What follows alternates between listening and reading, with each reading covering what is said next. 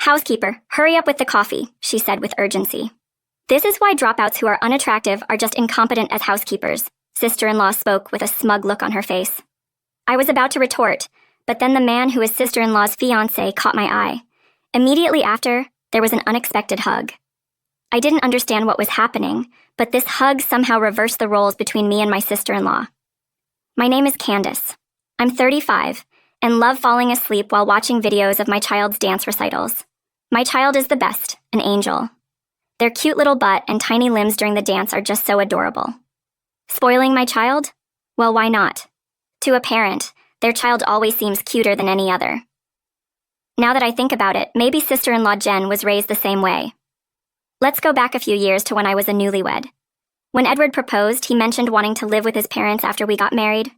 Honestly, I was nothing but anxious, living with Edward's parents, father-in-law Matt and mother-in-law Tara, in a duplex.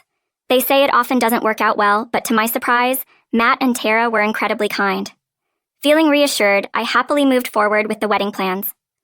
But then things changed. Initially, everything was fine with my in-laws, or more precisely, it was just with Jen that things deteriorated. It started when I visited the Lowe's house for wedding and registration discussions.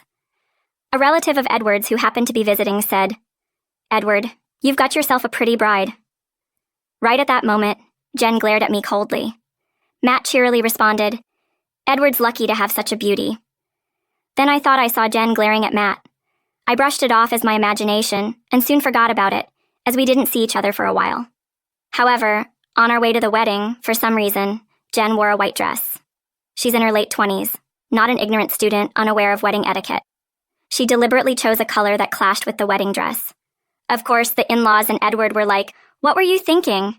But she just said, "This was all I had." According to the in-laws, she left the house in a different colored dress and must have changed on the way. Doing so sneakily, changing in secret like that, it can only be interpreted as malicious. She even commented on my wedding dress. When Candace wears it, it doesn't really look like a wedding dress. More like a cheap $19,000 dress. Guess it depends on who wears these fancy clothes. And left. Why would she do something so cruel? The next day after the ceremony, Jen's attitude changed dramatically.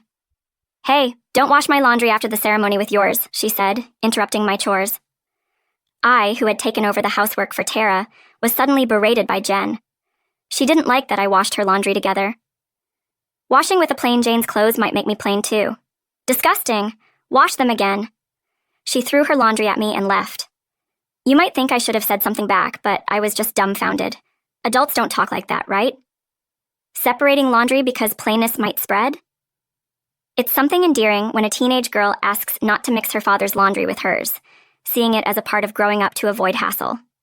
I pretended to rewash the clothes and just put them back in the closet. Tara even said, "That's fine," and apologized for Jen's behavior. Since that day, Jen has been relentless, criticizing the meals I make, complaining about my body odor stinking up the room, and saying whatever she wants, even in front of Edward and the in-laws. She kept it up and wouldn't stop, even when everyone scolded her. She even started saying things like, "She dropped out of school, so I'm teaching her about household matters.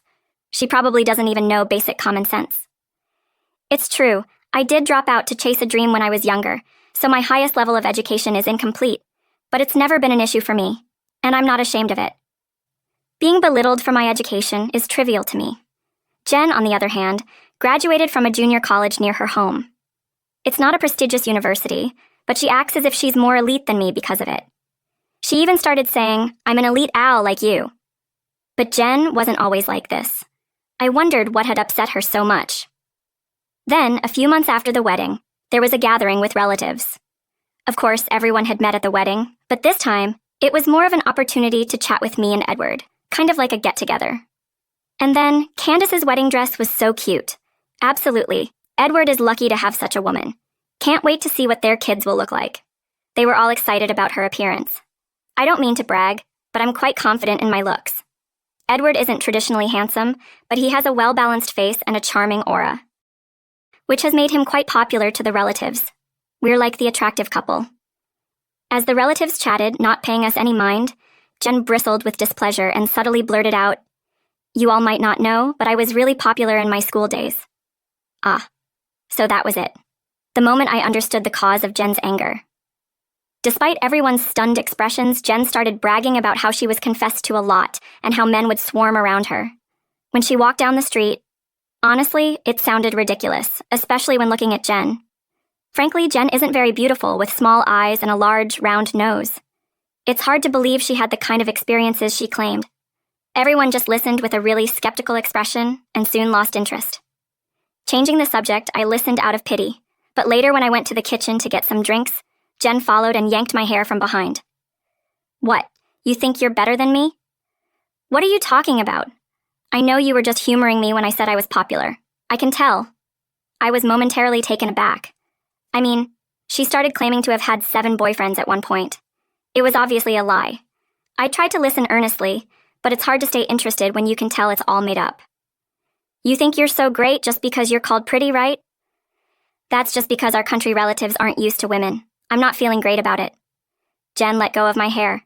Shut up! She yanked my hair even harder. In this house, no. In this neighborhood, I'm the cutest. I've been told I'm cute since I was a child. Don't get cocky just because you wear makeup. Jen, who couldn't become prettier even with makeup, accused me. Okay. You're the cutest, Jen. See, you're just saying that. Dropouts like you, your fake concern is so obvious. She pushed my back and released my hair, causing me to fall hard to the floor. Satisfied, Jen spat in my face. Don't get carried away just because you're called cute. I'm the cutest. And walked away. This incident, of course, had to be reported to Edward and the in-laws. Again, when I shared the story, everyone had a not again expression on their faces. I learned that Jen is a narcissist with too much self-esteem, just like how she acted at the family gathering. It turns out the root of this behavior was her late grandfather, who doted on her as his only granddaughter. He always said she was cuter than celebrities on TV, which apparently skewed her perception of beauty. She seems to believe she's the epitome of cuteness. This caused her troubles with classmates when she was younger. Everyone apologized to me for the inconvenience, but they said there was nothing they could do. It seems Jen won't listen to anyone. According to Edward and the in-laws, I get it, but it's frustrating to hear that nothing can be done, especially when she's not just verbally abusive, but also physically harmful. Do something about it, I thought. I was even considering divorce as soon after getting married. But then, within 3 weeks, Jen brought home a man, introducing him as her fiancé. We were all surprised, as we hadn't even heard she was dating anyone. Her fiancé, Aaron, a serious-looking man with glasses, seemed timid and kept his head down. Jen, on the other hand, was acting tough. There was no sign of affection or intimacy between them, making me wonder if he really was okay with marrying Jen. While I was preparing coffee in the kitchen, pondering this, Jen started berating me again. Hey, housekeeper, hurry up with the coffee. This is how dropouts who are unattractive are. Don't keep my fiancé waiting. If this engagement gets called off, it's your fault. Edward and the in-laws tried to calm her down, saying, enough is enough. But she wouldn't listen. Just as I was about to return, Aaron looked up at me. His gaze was so intense that I lost my words and asked, What? Why are you looking at me? Then suddenly he exclaimed, Mimian! And hugged me tightly. Jen, taken aback, let out a confused, Huh? Everyone was shocked. You've been doing well. I was worried about you after you retired. There is no information about you online, he said. Sorry, I mumbled. Aaron quickly let go, realizing my discomfort. Jen, confused, asked, What's going on? Are you a fan for my marriage? Aaron proudly responded, Yes, I'm a fan of Mimian. He seemed so different from the timid person we saw earlier. Tara, puzzled, asked, Mimian? Who's that? Edward explained, It's the idol group Candace used to be part of, right? I nodded silently in response. Mary Jenny, later known as Mary and Jenny Pie, was the musician group I belonged to in my teens. I moved to the city at 16 and performed as Mimi Pie until 19. Mary Jenny didn't become world famous, but we had our share of popularity.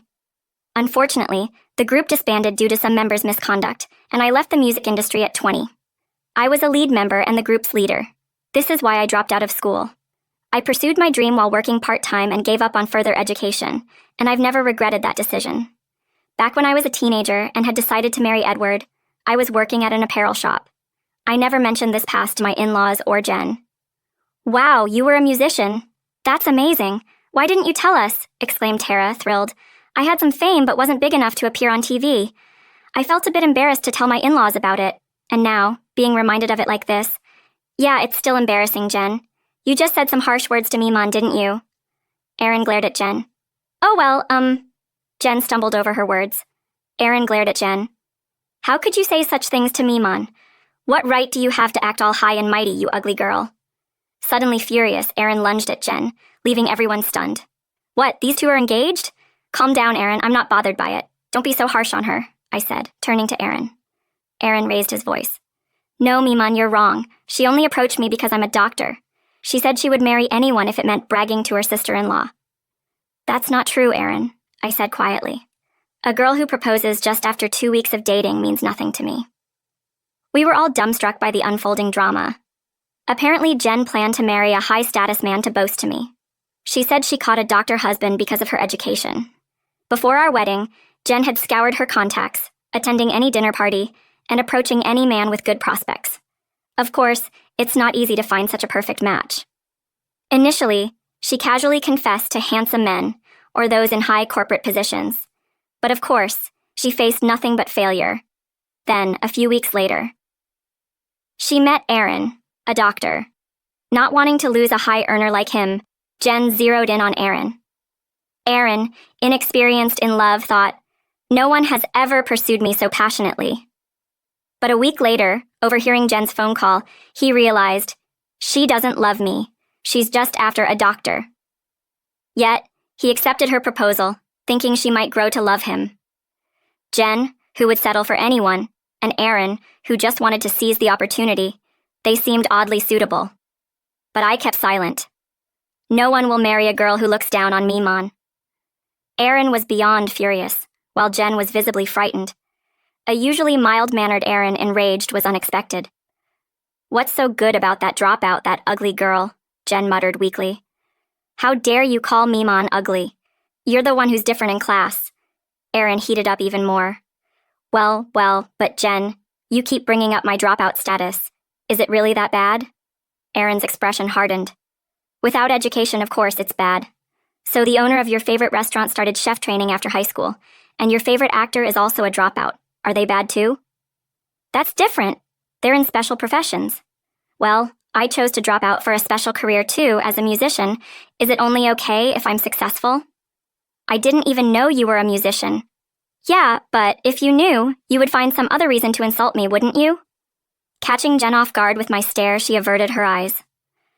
I don't like to brag about education, but since you mention it, let's talk. You might say Harvard, but your junior college, anyone can get in just by writing their name.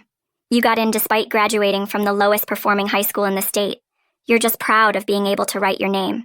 Isn't that empty? As I smiled, Jen's face turned red. Shut up. Amazing, Jen. You can write your name. Are you satisfied? You want to look down on me? Here, as you wish. Jen is amazing. Mockingly clapping for Jen, Erin exclaimed, Cute! Why did I forget about Mimon for such an ugly girl? Fans are incredible. Even now, I don't find myself cute beside an adoring Erin. Jen's self-esteem crumbled. The worst. I have never been made fun of like this. I'm cute. It's your fault, you know? And besides looks, your personality isn't cute. I know I'm not the cutest either, but I'm not as bad as you. Maybe start by fixing that ugly personality. What? Who do you think you are? Jen's face twisted with anger. You see, a woman's face ages with time. There's no point in being confident about your looks. What's important is the heart. Inner beauty shows on your face. Tur clapped and agreed. That's well said, Edward added with a wry smile. True. I used to like cute girls when I was younger, but when thinking about marriage, I started valuing comfort and personality. Jen won't get married with her current attitude, Matt sharply commented. You were always called cute, but that's as a grandchild, not in the eyes of the world. With a bad personality, you'll end up being ugly inside and out, he added. Jen sighed in despair. This is just the worst, and started crying. Then Erin said mercilessly, Even though my fiancé is crying, I can't help but think that a girl with a bad personality has an ugly crying face. So, let's call off this marriage. I'm confident I won't fall for a girl like this. Sorry for being distracted by her, Mimon. And so Jen's engagement ended incredibly quickly. She was kicked out of her house, being told to learn about the work. Initially, Jen said defiantly, I have friends. I won't let being kicked out bother me. But she returned home within 3 days saying, I fought with my friend and got kicked out. Can I come back? It seems even her friends saw through Jen's flaws after spending so much time together. No one was willing to take her in. Of course, no one accepted Jen.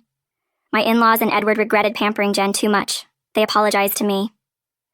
We heard but didn't act. Sorry. I understand it's hard for parents to kick out their child, but at 20, she's an adult and responsible for her actions. And then there is Edward. He secretly planned to provide Jen with a house to live separately from me. Before he could, she was kicked out. He apologized. I'm sorry for making you endure that. A husband should protect his wife better, or else I'll divorce you, I joked. Afterward, Jen moved into her own place. She was robbed, asked for money by men she met on a dating app, sprained her ankle falling off her bike, and found all her oranges rotten. It seems like her past misdeeds are catching up.